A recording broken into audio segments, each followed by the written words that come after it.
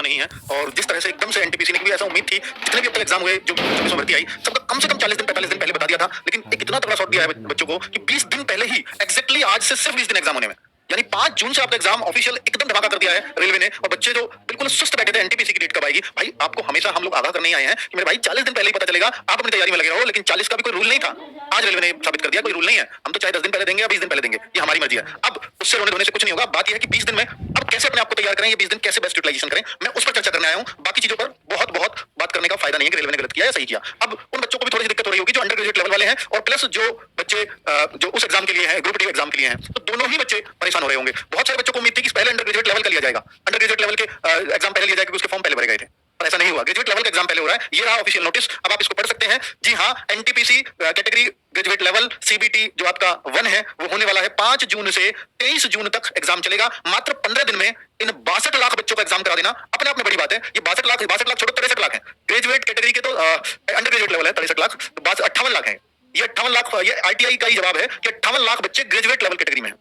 58 लाख बच्चों का एग्जाम, 58 लाख बच्चों का एग्जाम जो है 5 जून से 23 जून तक कराने का डिसीजन लिया गया है। अब आप कह रहे होंगे सर ये ग्रेजुएट लेवल हो गया, अंडर ग्रेजुएट लेवल 63 लाख है, तो लगभग इतने दिन उसका चलेगा 15 दिन। हाँ बिल्कुल 16 दिन चल जाएगा, इससे ज्यादा तो चलना नहीं है। तो वो कब एग्जाम होंगे, बहुत सारे बच्चों के मन में सवाल आ रहा होगा, तो मैं उसको भी क्लियर कर देता हूं कि एनटीपीसी अंडर ग्रेजुएट लेवल का एग्जाम कब तक हो सकता है। तो मेरे भाई ये अब तक का रिकॉर्ड रहा है रेलवे का कि जो एनटीपीसी और ग्रुप डी को लगभग साथ साथ, मतलब जैसे अगर वो 23 को खत्म हुआ तो हो सकता है वो 25-26 से वो शुरू हो जाता है। तो ये तो एनटीपीसी का दूसरा पार्ट अंडर ग्रेजुएट लेवल, तो ये पहली बार इस तरह से करा रहे हैं graduate level under graduate level CBT 1 अलग दोनों का। तो मेरे भाई तो इसको तो ये तुरंत इसके साथ ही रखने जा रहे हैं, यानी आप ये मान सकते हो कि 23 जून अगर ये खत्म हो रहा है तो अंडर ग्रेजुएट लेवल भी इसी के नजदीक शुरू होने वाला है। यानी ये 23 के बाद आप ये मान लीजिए कि 24 से 30 जून के बीच ये शुरू हो जाना चाहिए। और चूंकि ये भी 15 दिन ही चलेगा, तो जाहिर सी बात है कि अगर 24 से 30 के बीच शुरू हुआ तो 15 जुलाई तक इसको भी खत्म कर देंगे। और अगर 15 जुलाई को खत्म हुआ तो ग्रुप डी भी लगभग उसी की लाइन में लगने वाला है। तो आप ये मान सकते हो कि मेरे भाई कि जुलाई में ग्रुप डी भी एग्जाम जरूर शुरू हो जाएगा। जुलाई में इसकी शुरुआत देखने को आपको मिल सकती है, क्योंकि तीनों एग्जाम बिल्कुल आगे पीछे चलेंगे और यही लास्ट एग्जाम बच रहा है। 2024 में जितने भी फॉर्म निकले उसमें सबसे लास्ट एग्जाम ग्रुप डी वाला है। ठीक है, हालांकि फॉर्म तो आए थे 2025 में। ठीक है, तो ये भी आप मतलब 15 अगस्त से पहले 100% ग्रुप डी का एग्जाम शुरू हो जाएगा, 100%।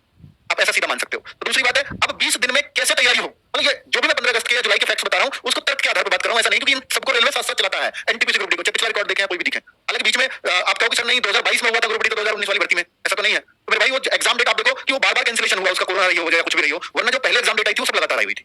ठीक है, तो ऐसा नहीं है कि जो ग्रुप डी को अलग रखते हैं, नहीं। देखो एनटीपीसी जो है वो लेवल 2 से लेवल 6 की जॉब है और ग्रुप डी को अलग कर दिया, बस वो लेवल 1 की जॉब है, क्योंकि लेवल 1 टू लेवल 6 ये पार्ट उसी का ही है, 1 से लेकर के 6 तक का। बस ये 1 में चूंकि भर्तियां ज्यादा है उसको अलग कर दिया और 2 और 6 को एक साथ कर दिया, उसको एनटीपीसी बोल दिया, इतना ही फर्क है बस।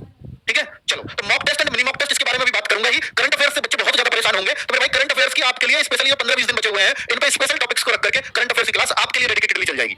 ठीक है, अभी हम शुरुआत करने जा रहे हैं उसकी। एनटीपीसी वाले बच्चे को करंट अफेयर्स के लिए परेशान नहीं होना है, और परेशान इसलिए भी है क्योंकि मेरे भाई 40 क्वेश्चन है जीएस में, और अगर 40 है तो करंट अफेयर्स का रोल 5 से लेकर 10-12 क्वेश्चन तक कुछ भी हो सकता है, कुछ भी हो सकता है। ठीक है, तो इसलिए करंट अफेयर्स पे ध्यान देना जरूरी भी है, क्योंकि यही तय करेगा आपका सीबीटी 1 पास होगा या नहीं होगा। अगर बाकी सब्जेक्ट अच्छे हैं तो जाहिर सी बात है कि फिर करंट अफेयर्स पे बहुत कुछ डिपेंड करने वाला है। तो अभी मैं आपको बता दूं कि भाई एक बुलेट सीरीज है स्पेशल 10 सेट्स की। बुलेट आप जानते हो कि छोटी सीरीज है, लेकिन ये बुलेट जैसा घाव करेगी आपके एग्जाम में। तो टॉपिक वाइज हमने एक दिन में देखिए आपको टीचर बता के चलेंगे इसमें कि कल हम कौन से टॉपिक से, एक सीधी सी बात है एक टॉपिक का एक सेट बनना यहाँ पॉसिबल नहीं है। अब हो सकता है एक सेट में 2 से 3 टॉपिक लिए जाएं, तो 10 सेट्स कराएंगे। इसके बाद चूंकि दादर में सागर लेकर के आना है, जो मिक्स प्रैक्टिस होगी आपकी।